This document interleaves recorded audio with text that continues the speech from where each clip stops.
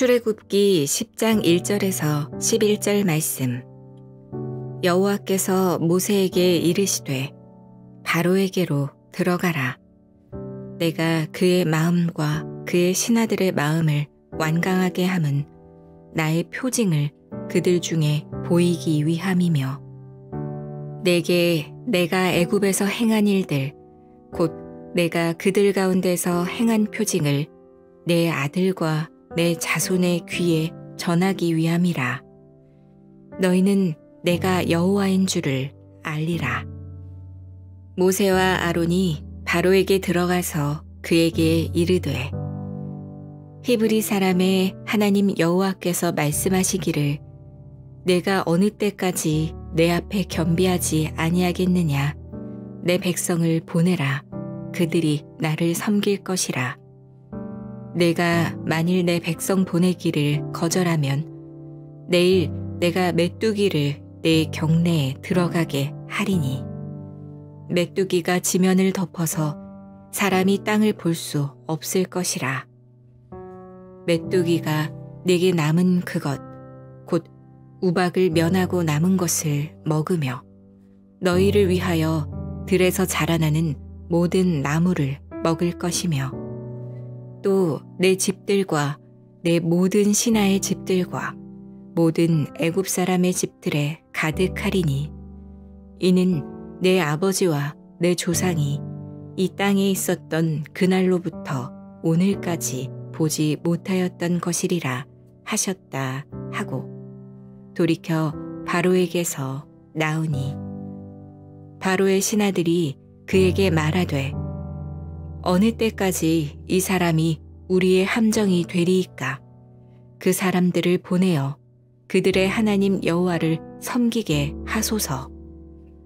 왕은 아직도 애굽이 망한 줄을 알지 못하시나이까 하고 모세와 아론을 바로에게로 다시 데려오니, 바로가 그들에게 이르되, 가서 너희의 하나님 여호와를 섬기라.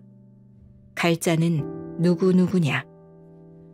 모세가 이르되, 우리가 여호와 앞에 절기를 지킬 것인즉 우리가 남녀노소와 양과 소를 데리고 가겠나이다.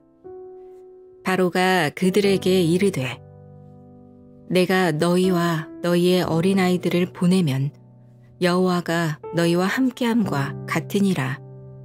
보라, 그것이 너희에게는 나쁜 것이니라. 그렇게 하지 말고 너희 장정만 가서 여호와를 섬기라. 이것이 너희가 구하는 바니라. 이에 그들이 바로 앞에서 쫓겨나니라. 샬롬. 오늘도 하나님의 말씀으로 하루를 시작하신 여러분들에게 하나님의 은혜와 평강이 충만하게 넘치시기를 간절히 축복합니다.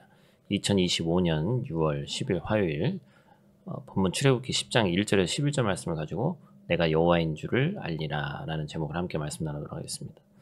우리가 살다 보면 이런 질문들을 할 때가 있습니다. 왜 하나님은 악을 즉시 멸하지 않으시는가? 왜 악인의 교만을 오래 참으시는가? 눈앞에 불의가 더 기세등등할 때 우리는 혼란과 답답함을 느끼죠. 어떤 사람들은 이렇게 묻습니다. 왜 하나님은 바로 같은 사람을 그냥 두실까?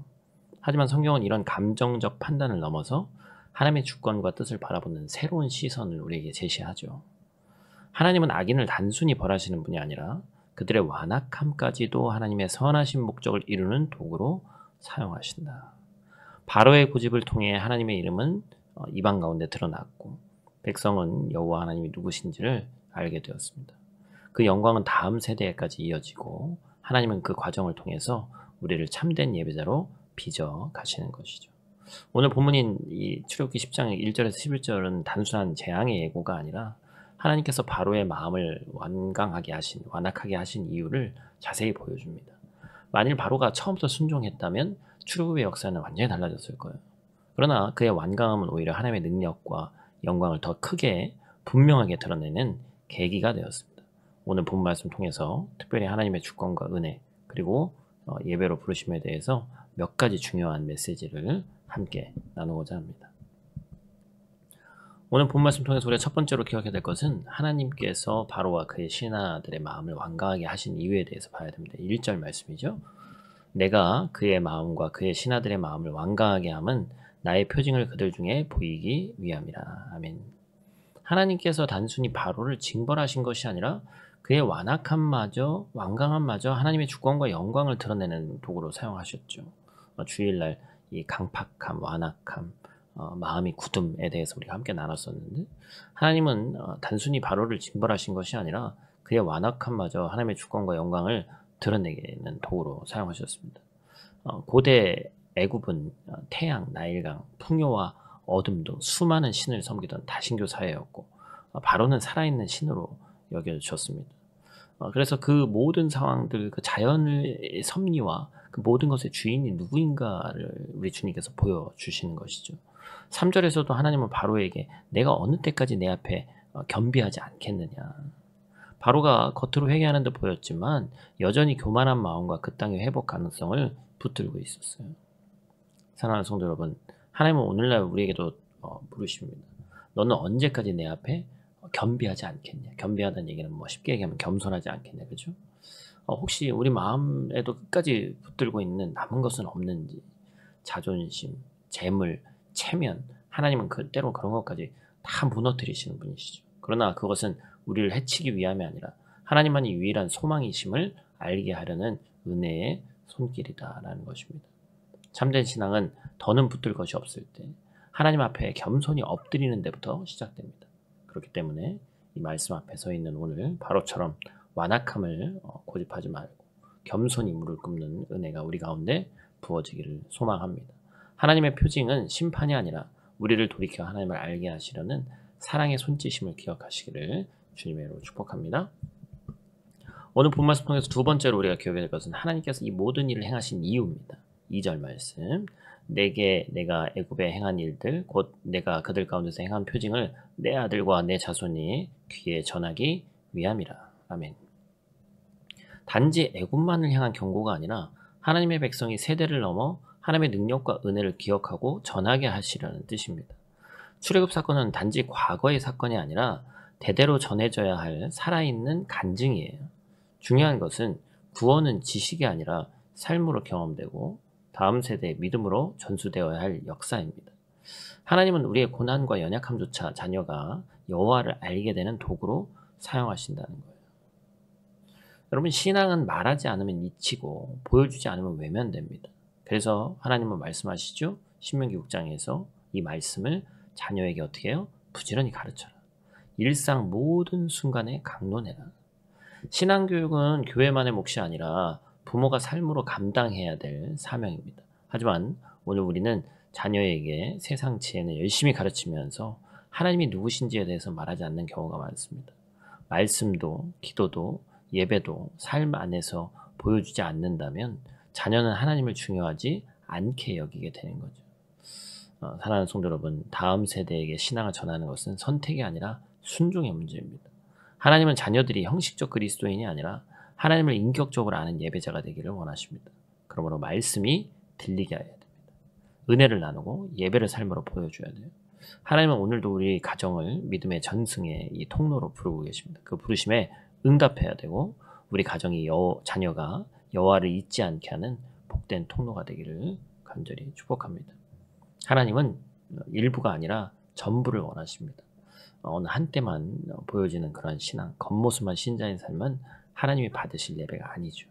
하나님은 우리의 마음, 시간, 가정, 재물, 삶 전체를 다 드리는 거룩한 산제사를 원하십니다. 그런데 이 본문 11절에서 바로는 그렇게 하지 말라고 거부하는데 영어 성경은 no, never라고 번역합니다. 여기서 우리는 예배의 주권이 사람이 아니라 하나님께 있음을 분명히 깨달아야 돼요. 예배는 인간의 기준이 아니라 하나님의 명령에 따라서 드려야 될 거룩한 부르심입니다. 오늘 우리는 예배를 소비하거나 선택의 문제로 여기지 않고 우리를 삶 전체를 드리는 예배자로 부르신 하나님의 뜻에 응답해야 됩니다. 하나님은 우리를 예배의 자리로 부르셨습니다. 우리가 전신과 전생애로 하나님을 높이는 삶을 살기를 주님의 이름으로 축복합니다. 하나님은 바로의 완악함조차도 사용하셨습니다. 하나님은 세대에서 세대로 구원의 이야기를 전하게 하시면서 우리 삶의 모든 의지할 만한 모든 것들을 무너뜨리고 하나님만 의지하게 하십니다. 그리고 우리에게는 일부 순종이 아니라 전적인 순종과 전적인 예배를 요구하시는 거예요. 이 모든 목적은 한마디로 정리됩니다. 너희가 내가 여호와인 줄 알게 하려 함이라. 아멘.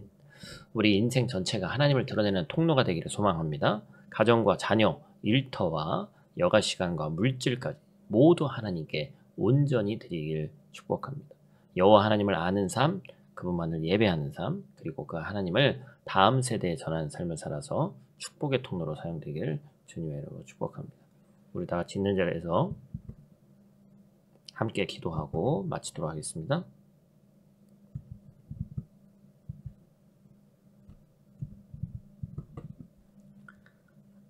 사랑과 능력이 많으신 아버지 하나님, 오늘 하루도 말씀으로 열게 하심에 감사를 드립니다.